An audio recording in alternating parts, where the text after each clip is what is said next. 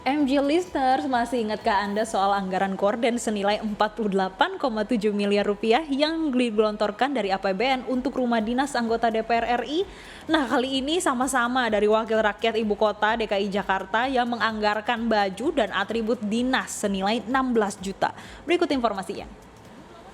Dengan anggaran gorden rumah dinas anggota DPR RI senilai 48,7 miliar rupiah. Kini giliran wakil rakyat di Provinsi Jakarta yang gantian menghebohkan halayak. Bagaimana tidak? Pemprov DKI Jakarta menganggarkan miliaran rupiah untuk pengadaan pakaian dinas dan atribut anggota DPRD DKI Jakarta. Hal itu diketahui dari situs Sistem Informasi Rencana Umum Pengadaan LKPP. Paket tersebut diberi nama penyediaan pakaian dinas dan atribut DPRD. Dengan jadwal pemilihan penyediaan yang dimulai Mei 2022 dengan metode tender.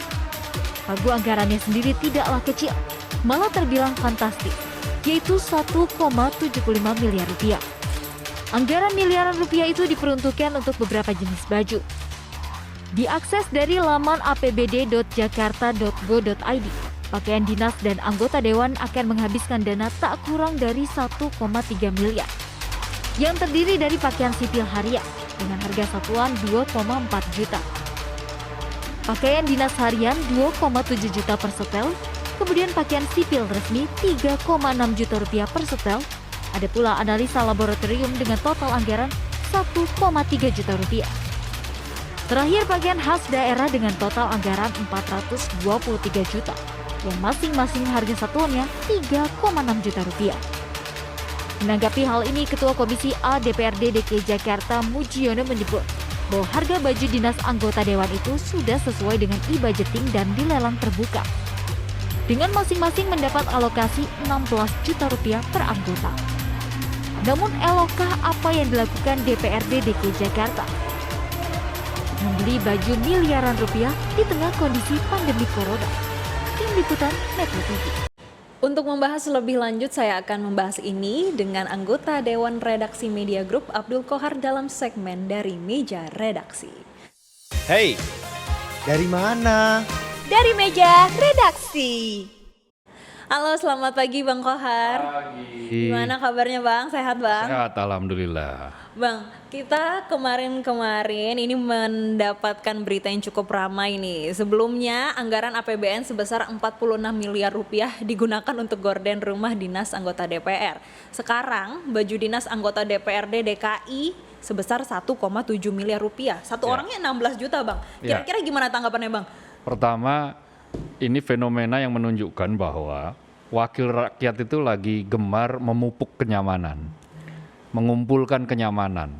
Ini jauh berbeda bila dibandingkan dengan para pejabat atau pemimpin pasca kemerdekaan beberapa tahun ya, atau ketika era-era awal Indonesia merdeka. Waktu itu para pemimpin itu lebih senang menggemakan pepatah Belanda yang disematkan oleh Kiai Haji Agus Salim ya. Leiden is lijden, artinya memimpin itu menderita. Dan mereka tunjukkan bukan hanya dalam ucapan.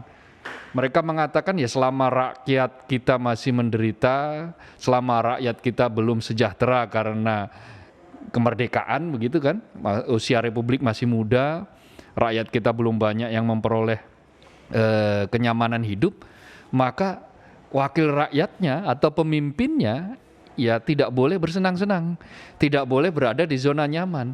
Itulah mengapa bahkan ketika tahun 50-an, tahun 60-an malah, itu ada seorang mantan Perdana Menteri Indonesia, Pak Natsir misalnya, itu ketika sudah tidak menjabat pensiun, ya dia tidak memiliki rumah, ya dia rumahnya masih rumah kontrakan begitu, dan harus meninggalkan rumah dinas dengan hanya menenteng beberapa koper.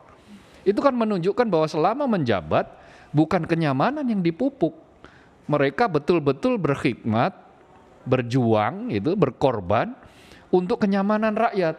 Bagaimana rakyat itu akan naik kesejahteraannya, akan diperbaiki ekonominya dengan rumusan-rumusan kebijakan. Bahkan akhirnya mereka sendiri pun menanggalkan segala fasilitas dan kenyamanan yang sebetulnya diperbolehkan, sebetulnya masuk di kantong mereka. Tetapi zaman sudah berubah ternyata. Jadi zaman sudah berubah, keinginan pejabat juga sudah berubah. Fakta yang kita lihat bahwa ya ada yang mengkritik bahwa ini adalah bentuk dari menggunakan uang rakyat secara ugal-ugalan. Nah, kemarin kan kita diramaikan ya oleh pemberitaan 48,7 miliar DPR RI ya ini untuk gorden, untuk tirai. Nah, kalau kita hitung-hitung rumah dinas itu di Kalibata per itemnya kira-kira katakanlah butuh 10 set gitu gorden. Kalau dihitung 10 set gorden, maka sebetulnya dengan anggaran per rumah 20 juta itu sudah cukup gordennya. Tetapi apa yang terjadi, yang dianggarkan adalah per rumah itu 80 juta. Jadi bukan pada soal apakah gorden itu harus diganti, tetapi begitu gorden itu memang layak untuk diganti, bilangan penggantinya ini loh yang berlipat-lipat. Ini persoalannya. Begitu pula dengan seragam DPRD ini. Angkanya sangat fantastis. Oke, kalau kita breakdown per item misalnya, untuk pakaian dinas harian, pakaian harian lah ya, pakaian dinas harian, yang nanti hanya dipakai untuk selama tahun 2022, 1 tahun. Ada kan ada 5 item ya, ada 4 ya, 4 atau 5 ya, saya agak lupa. Tetapi yang pasti yang item pakaian dinas sipil harian itu, yang nanti hanya dipakai untuk 1 tahun, per setelnya itu 2,49 juta. Nah, pakaian jenis apa yang 2,49 juta itu? Apakah semua mau pakai jas semua? Kan tidak mungkin. Kalau jas mungkin masuk akal. Lalu kalau jas, apa iya jas itu setiap tahun harus ganti? Kan gitu. Dengan harga sebegitu, maka ini adalah bagian dari kenyamanan. Sebetulnya dengan angka separuhnya saja, itu sudah cukup nyaman kok pakaian dengan harga segitu. Dan apalagi itu hanya dipakai untuk 1 tahun masa kerja. Maka ini adalah bagian dari pemborosan.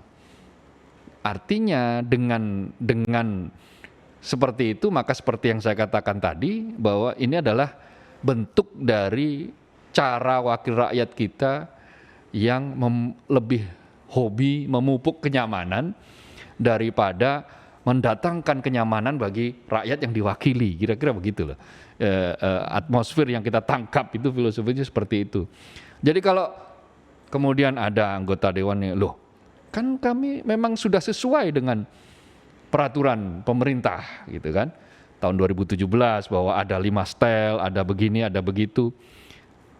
Yang ditonton oleh rakyat, yang diharapkan oleh rakyat itu bukan soal peraturan pemerintahnya, tetapi nilai anggarannya yang selalu fantastis. Haruskah katakanlah misalnya 1 setel pakaian yang dipakai untuk 1 tahun harus memakai anggaran yang 2,5 juta misalnya per setelnya. Ini kan nggak masuk akal. Dengan anggaran 1 juta saja, atau katakanlah 1 juta seperempat ya plus pajak gitu, itu sudah cukup nyaman kok pakaian dinas seperti itu dengan jenis yang tertentu. Ingat loh apa yang dulu dilakukan oleh para pejabat kita. Makanya para pejabat kita yang dulu itu kan sering disebut sebagai negarawan. Karena negarawan itu sudah selesai dengan dirinya sendiri. Negarawan itu memikirkan rakyat, bukan memikirkan dirinya sendiri. Bahkan kalau perlu, kenyamanan yang dia dapat akan dia berikan untuk rakyat. Selama itu mendatangkan kebahagiaan bagi rakyat yang diwakili. Nah sekarang semuanya serba terbalik. Rakyat kalau perlu rakyat ya sengsara terserah gitu kan. Susah bernapas ya silakan saja. Rakyat kan sekarang lagi banyak yang susah bernapas nih karena tercekik harga-harga gitu kan. Harga minyak goreng mahal, harga pangan mulai naik menjelang lebaran, harga daging juga naik, harga pangan pokok, lalu harga bahan bakar minyak juga beberapa sudah mulai naik di kelas menengah. Jadi apa ya, tidak ada tenggang rasa, nggak ada empati seperti ini. Ini yang berkali-kali dikritik keras oleh banyak kalangan, oleh aktivis, bahkan oleh publik di semua lapisan begitu. Karena ruang empatinya sudah tertutup. Sepertinya kalau disebutkan ya hatinya sudah tumpul, kira-kira begitulah. Gitu. Bang, berarti bisa dikatakan sebetulnya ini belum perlu ya Bang, sampai 1,7 miliar rupiah. Perlu atau tidak itu nanti akan tergantung bagaimana kondisi kali ini ya. Seperti kayak hordeng. Kan kemarin disebut ada yang mengatakan apa iya perlu horden. Lalu kata Sekjen bilang bahwa horden ini sudah 13 tahun loh tidak diganti. Oke, berarti katakanlah kalau sudah 13 tahun, bahkan Sekjen DPR sampai ngomong kan, lihat saja kondisinya lah, sudah lapuk, saya nggak tega mau ngomongnya katanya, sudah seperti kayak kain lapel. Oke, katakanlah masyarakat setuju, tetapi apa iya harganya sefantastis itu? Hordeng loh, satu rumah sampai 80 juta, ditambah dengan pajak 90 juta, rata-rata per rumah. Nah, horden jenis apa itu kan? Kan saya pernah membaca di beberapa di online begitu, toko online gitu. Harga horden itu satu pintu itu ya kisarannya 3 juta itu sudah mahal. 3 juta itu sudah lumayan lah, sudah kelasnya bagus lah. Nah, kalau mau yang biasa saja 500.000 katakanlah itu kan, 500.000 itu lazimnya yang di horden di rumah-rumah rakyat itu. Ini rumah rakyat ya. Artinya kalau katakanlah dengan asumsi satu rumah itu butuh 10 set hordeng, kalau harga satu hordengnya itu 1 juta, katakanlah kita ambil yang menengah ya, rakyat dengan 10 juta sudah bisa menutup hordeng. Nah dengan jumlah set yang sama di rumah dinas DPR, kenapa harus 80 juta? Katakanlah di-upgrade dengan model yang ya 2 kali lipat yang biasa dipasang oleh rakyat lah gitu. Maka ya cuma butuh 20 juta. Kalau itu yang dituruti bisa 1/4 menghemat anggaran kan. 80 juta ke 20 juta. Itu hanya bukan 1/4 menghemat, hanya dibutuhkan 1/4. Berarti angka itu 4 kali. Maka jangan salahkan publik kalau publik menyebut bahwa ada permainan di balik tirai kan, kitanya begitu, kayak judul film aja, permainan di balik tirai, tirai itu namanya hordeng. Nah, sama halnya juga dengan pakaian. Ya kalau rakyat misalnya pakaiannya dengan pakaian biasa itu katakanlah 300.000 itu sudah nyaman, 300.000 itu bisa dipakai 2 tahun, katakanlah per tahun berarti 150.000. Ya kalau misalnya DPR dibutuhkan lebih baik lagi, ya dengan angka satu set itu 700.000 sudah sangat nyaman. Artinya kalau 700.000 dibandingkan dengan 2.400.000 kan sudah hemat kemana-mana itu. Itu sudah berapa? Mereduce sampai 1/3 lah. Ya, artinya dengan harga yang katakanlah mentok dikatakanlah per setnya atau per unit per setel bukan set. Per setelnya itu 1 juta, itu sudah lebih dari cukup saya kira. Bukan 2.500.000 gitu. Bang, tapi ini ada yang menarik, di websitenya DPRD ini menyampaikan nih Bang, kalau ini nanti keuntungannya juga akan dinikmati oleh UMKM kita, itu gimana tuh Bang? Ya kalau kenyamanan hendak didapat, itu apapun alasannya, alasan pembenar itu selalu saja bisa hadir. Alasan pembenar yang konyol, yang mulai yang konyol sampai super konyol itu bisa saja terjadi. Masyarakat itu sudah sangat paham dengan pola-pola permainan seperti ini. Masyarakat itu sekarang sudah melek literasi. Proses-proses yang ada di masyarakat itu sudah dipahami. Tapi ya katakanlah itu UMKM. Berapa sih UMKM yang kemudian disentuh oleh anggaran ini?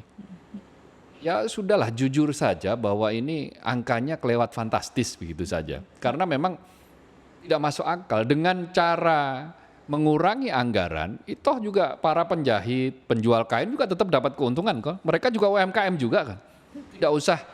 Tidak usah mencari alasan-alasan yang justru akhirnya masyarakat itu menjadi semakin gedek begitu kayak bahasanya. Bagaimana? Semakin muak gitu loh dengan hal-hal semacam ini. Maka untuk melihat seperti itu ya mungkin ada baiknya seluruh pejabat, seluruh anggota DPR itu membaca. Ada buku menarik dari karangan Yudi Latif ya, mantan kepala BPIP. Judulnya adalah Pancasila dalam Perbuatan. Jadi bagaimana sebetulnya tokoh-tokoh lintasan sejarah masa lampau itu mereka menghayati makna Pancasila itu luar biasa sampai ke tulang sumsum, bahkan sampai ke perbuatan sehari-hari. Ada yang sudah 5 tahun jas nggak diganti, bahkan pakai jas tambalan misalnya. Ada yang ketika keluar rumah dinas hanya bawa beberapa koper, anaknya juga masih kecil-kecil. Pejabat loh itu, Perdana Menteri, kalau seperti itu. Ada yang kemudian saweran teman-temannya untuk membelikan tanah karena mereka tidak punya rumah, sudah berpuluh-puluh tahun menjadi pejabat tidak punya rumah. Akhirnya dari saweran itu dapatlah tanah lalu dibangunkan rumah yang cukup layak lah kira-kira begitu. Jadi mereka itu memahami betul apa yang disebut dengan Leiden is Leiden itu. Memimpin itu menderita itu. Slogan seperti itu. Di luar negeri saya kira itu juga dipraktekkan. Perdana Menteri Inggris sebelum Boris Johnson ini, mereka biasa keluar dari flat, dari apartemen sederhana rumahnya, kemudian ke kantor dengan naik kereta api, transportasi umum, seperti itu dengan gaji yang biasa-biasa saja, pas-pasan saja, tidak menuntut fasilitas berlebih, dan itu sebagai langkah empati mereka terhadap rakyat yang mungkin kondisinya agak menurun karena depresi ekonomi atau krisis ekonomi. Jadi hal-hal semacam ini memang tidak selalu harus, ya nggak apa-apa toh, yang penting nggak menyalahi aturan. Negara itu bukan hanya aturan, apalagi pejabat di negara yang atau di bangsa yang cenderung paternalistik kan, melihat segala sesuatu itu dari tauladan tokoh. Nah, mereka melihat dari teladan tokoh. Nah, teladan tokoh ini menjadi penting di Republik ini. Nah, salah satu bentuknya itu tadi, menteladani untuk ya ketika rakyat itu dalam kondisi yang masih terengah-engah, ya empatilah, tinggal ngerasalah. Tidak perlu memupuk kenyamanan yang sangat berlebihan yang itu bisa melukai hati rakyat yang diwakili. Bang Kohar, kalau tadi itu bisa dikatakan hanya alasan aja nih Bang di balik semua anggaran-anggaran ini.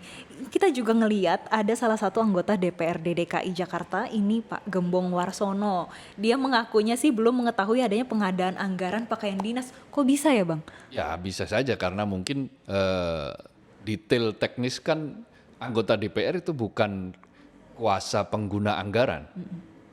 Dulu bisa sampai mengatur sampai satuan 3, sekarang sudah nggak bisa.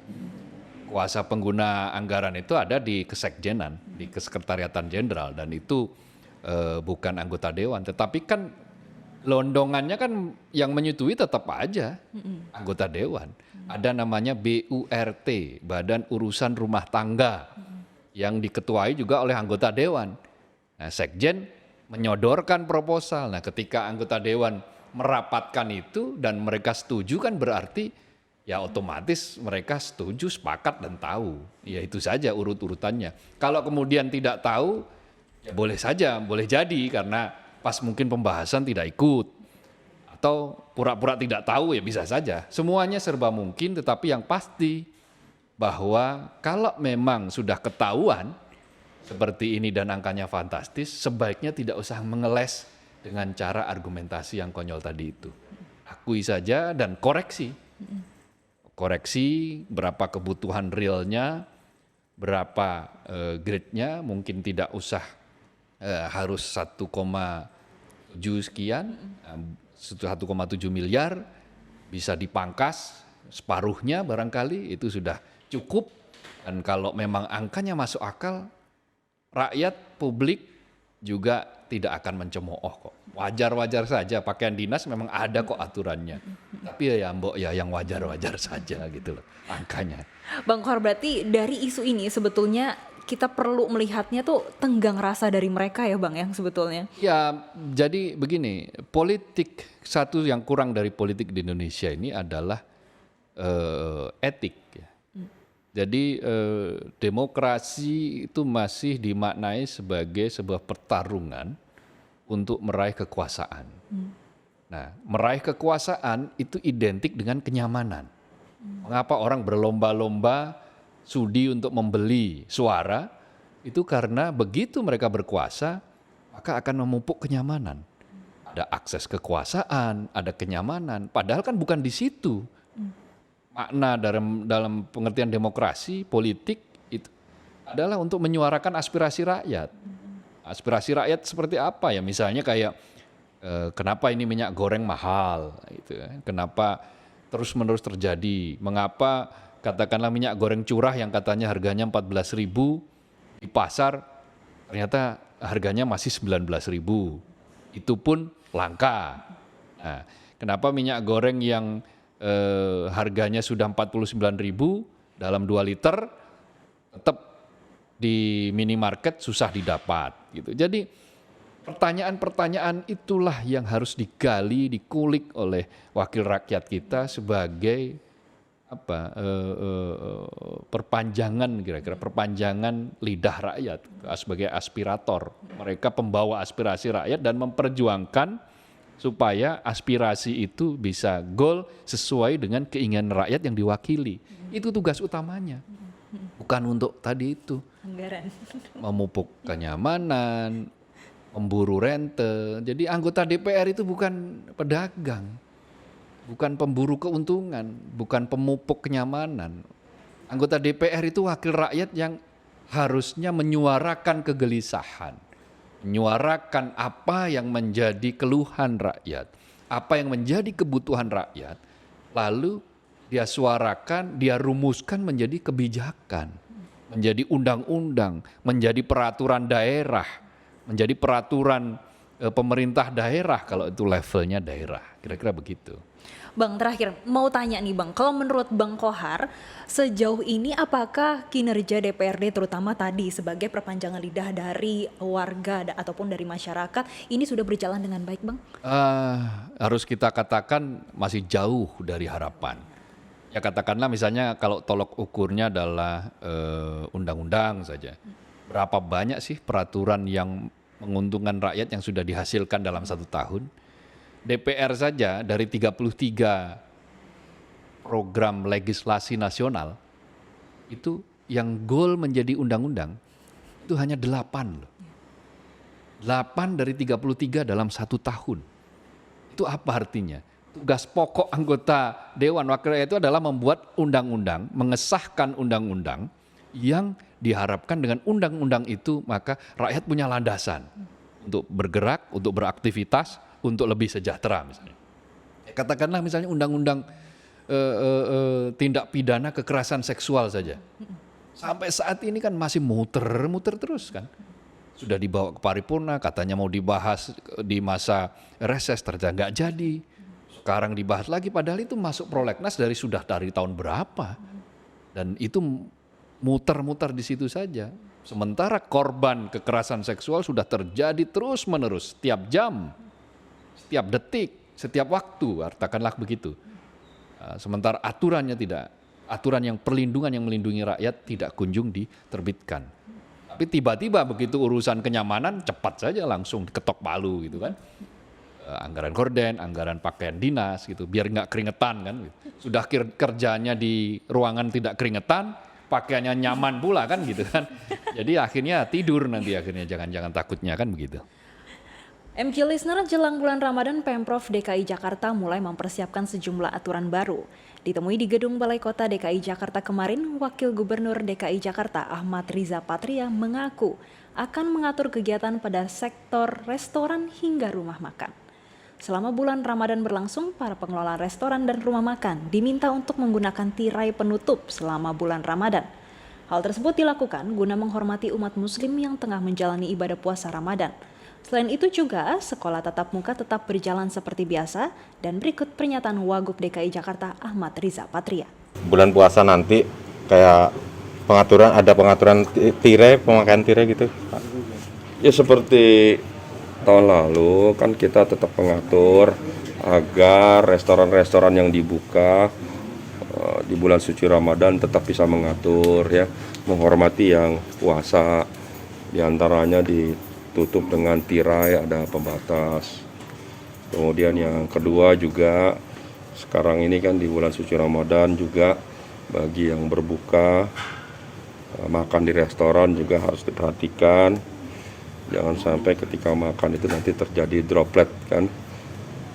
Banyak bicara seperti yang disampaikan oleh Satgas Pusat, pemerintah pusat, diperkenankan juga buka puasa bersama, namun memperhatikan protokol kesehatan. Di antaranya jangan banyak bicara lah, usahakan tidak ada banyakan pembicaraan ketika makan karena membuka masker sehingga tidak terjadi penularan COVID. Kalau untuk pemakaian tirainya sendiri emang ada sebuah tradisi apa emang ada ketentuannya sih Pak? Kenapa? Kalau pemakaian tirainya sendiri itu? Ya itu kan sebenarnya sudah menjadi satu aturan lah, seperti tahun-tahun sebelumnya sudah biasa ya bagi restoran yang buka di bulan suci Ramadan untuk menghormati yang berpuasa ya. Pak, kalau libur jelang puasa Pak di sekolah-sekolah diterapin nggak Pak untuk tahun ini?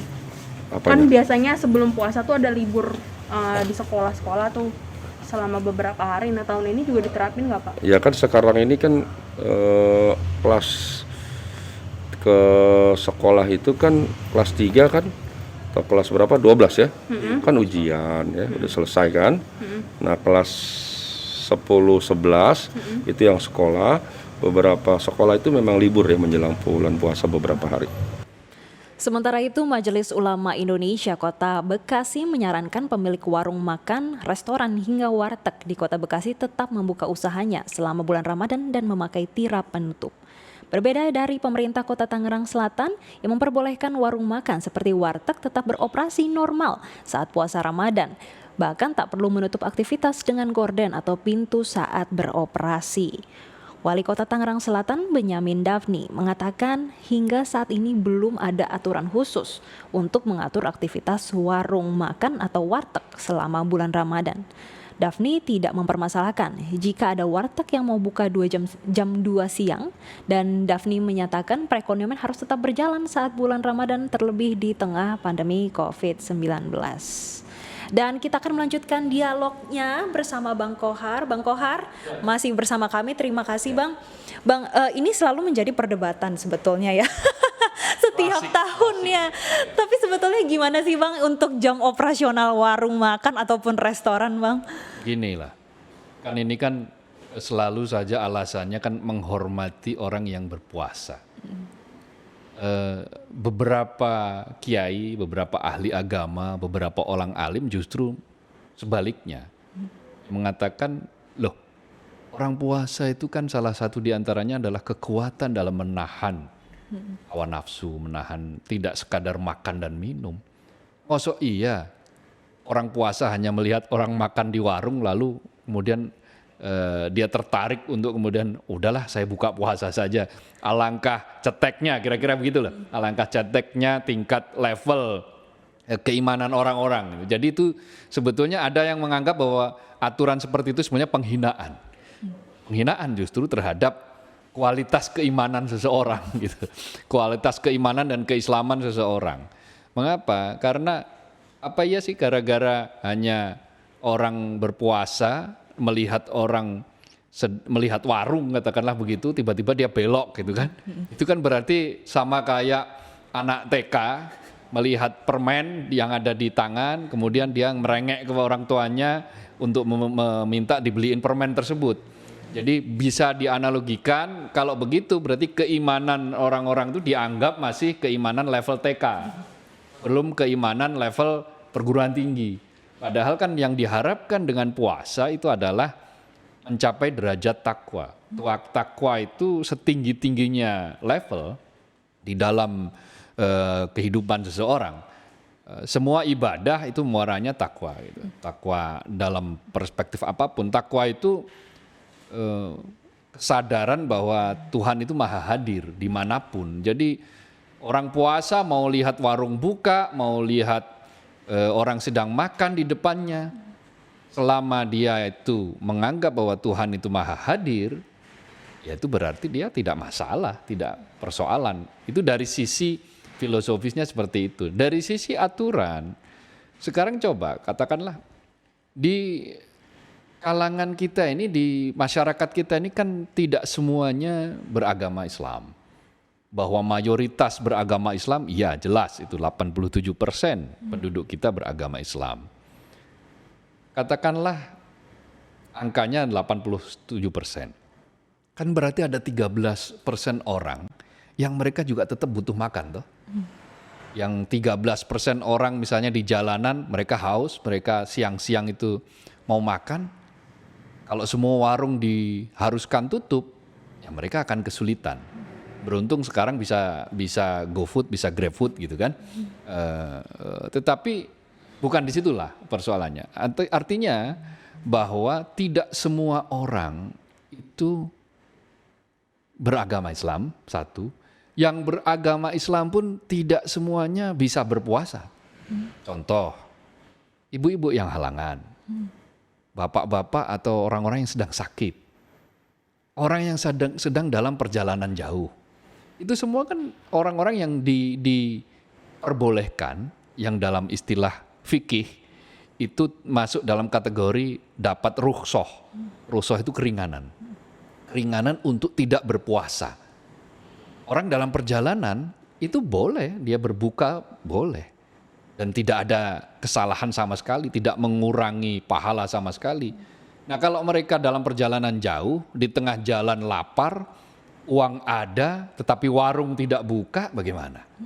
Nah, katakanlah orang yang sedang berhalangan atau orang yang sedang sakit, mereka butuh asupan gizi, asupan makanan. Ya, mereka harus mendapatkan suplai makanan itu dari warung lah. Kalau warungnya tutup, kemudian karena dipaksa tutup dan ngambek misalnya, udahlah tidak usah jualan sekalian, jualan online juga enggak mau ya, kan kerepotan juga. Jadi prinsip sebetulnya yang wajar-wajar sajalah.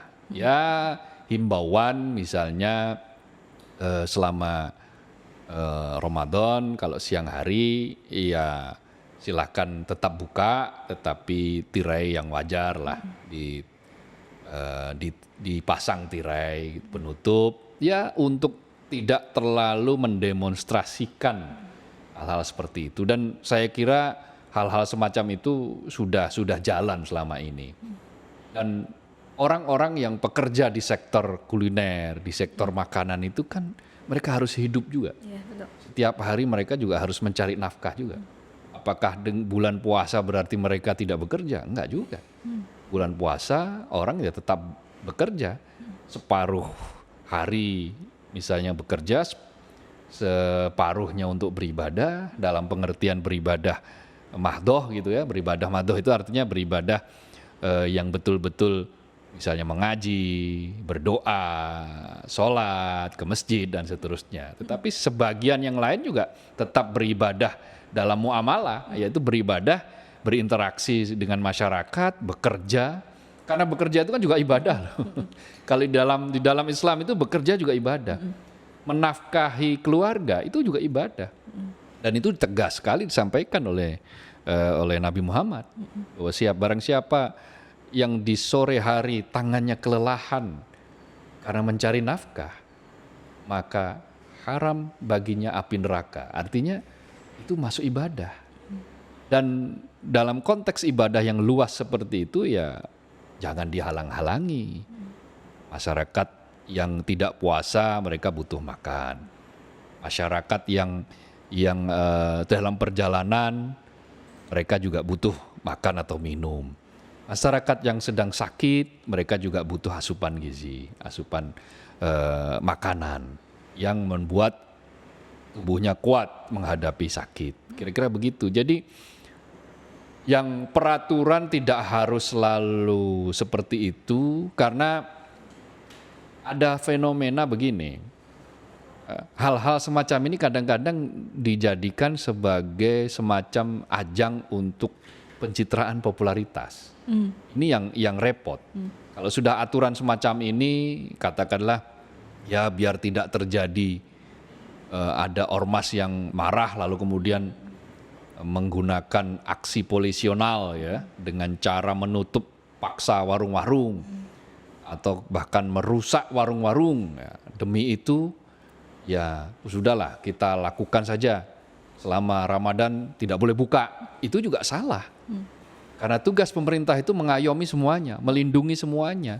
Kalau ada tindakan polisional yang dilakukan oleh orang-orang yang bukan penegak hukum, bukan polisi, ya tangkap, pidanakan mereka karena merusak properti orang lain. Dan di dalam Islam, merusak properti orang lain itu dosa besar. Karena itu,